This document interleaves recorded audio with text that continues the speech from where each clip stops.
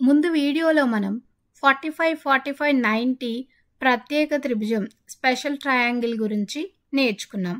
ఒకసారి ఆ త్రిభుజం గురించి మరి ఒకసారి తెలుసుకుందాం. 45, 45, 90 త్రిభుజంలో రెండు కోణాలు సమానం 45, 45. కాబట్టి వాటికి ఎదురుగా ఉన్న భుజాలు కూడా సమానం అవుతాయి అని తెలుసుకున్నాం. అలాగే మరొక కోణం 90 డిగ్రీలకు ఎదురుగా ఉన్న భుజం ఏమవుతుంది, మనకు కర్ణము అవుతుంది.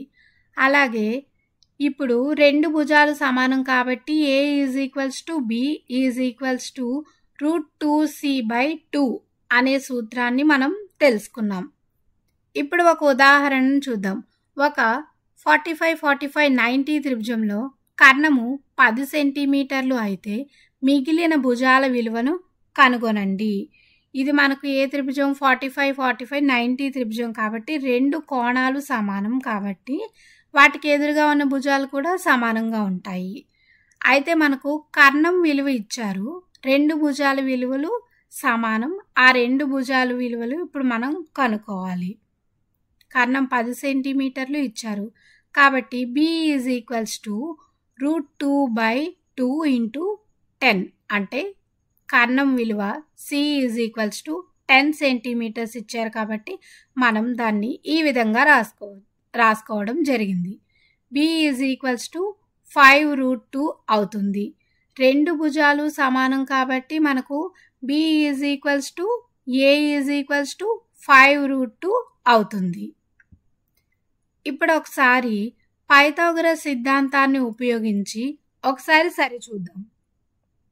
పైథాగరస్ సిద్ధాంతం మనకి ఏం చెప్తుంది?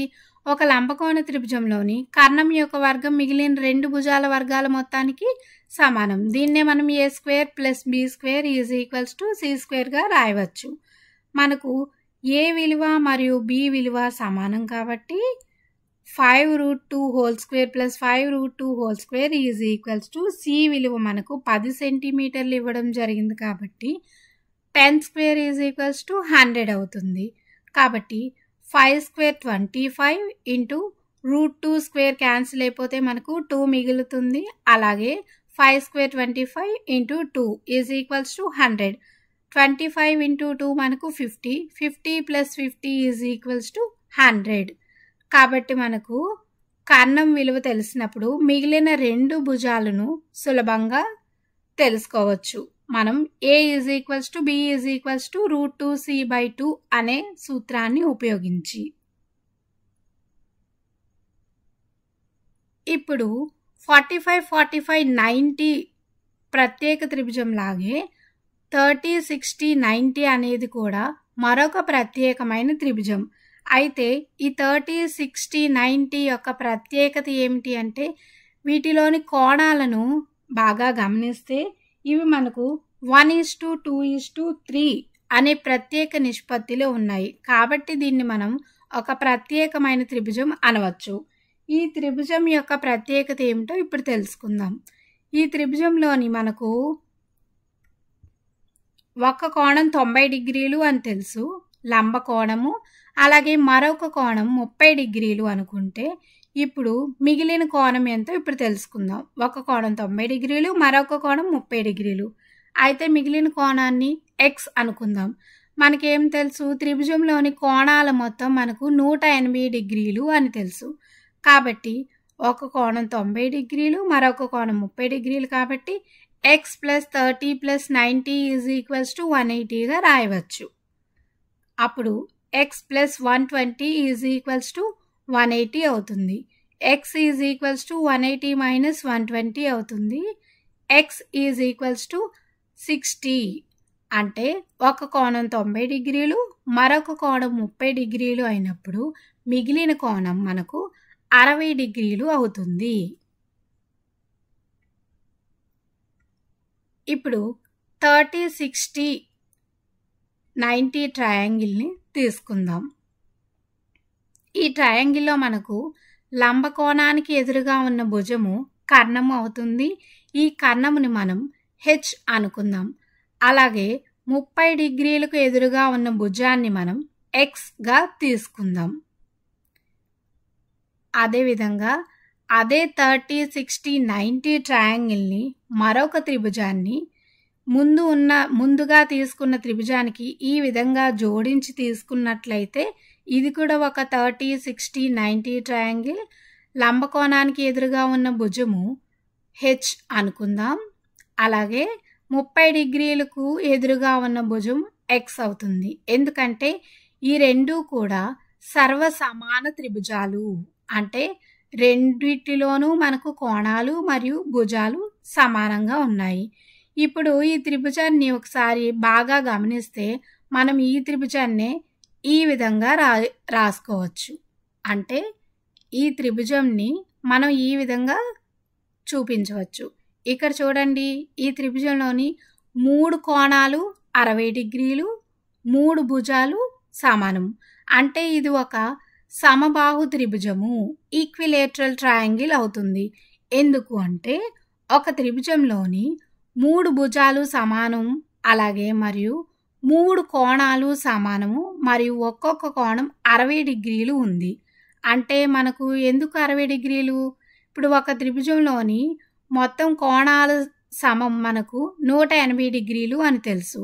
3 కోణాలు సమానంగా రావాలి అంటే ప్రతి కోణం మనకు 60 డిగ్రీలు ఉండాలి. ఇప్పుడు 3 భుజాలు మరియు 3 కోణాలు సమానం కాబట్టి దీన్ని మనం సమబాహు త్రిభుజము అంటాము. ఇప్పుడు మనం గమనిస్తే ఈ రెండు త్రిభుజాలు సమానం. ఇప్పుడు ఒక 30, 60, 90 ట్రయాంగిల్ని తీసుకుంటే లంబకోణానికి ఎదురుగా ఉన్న భుజము కర్ణం హెచ్ మరియు 30 డిగ్రీస్కి ఎదురుగా ఉన్న భుజము X.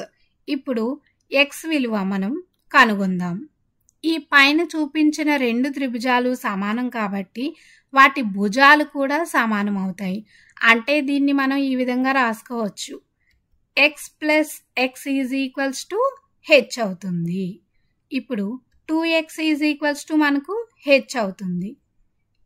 X is equals to H by 2 అంటే ఎక్స్ అనే విలువ కర్ణానికి సగం ఉంటుంది. అంటే 30 డిగ్రీల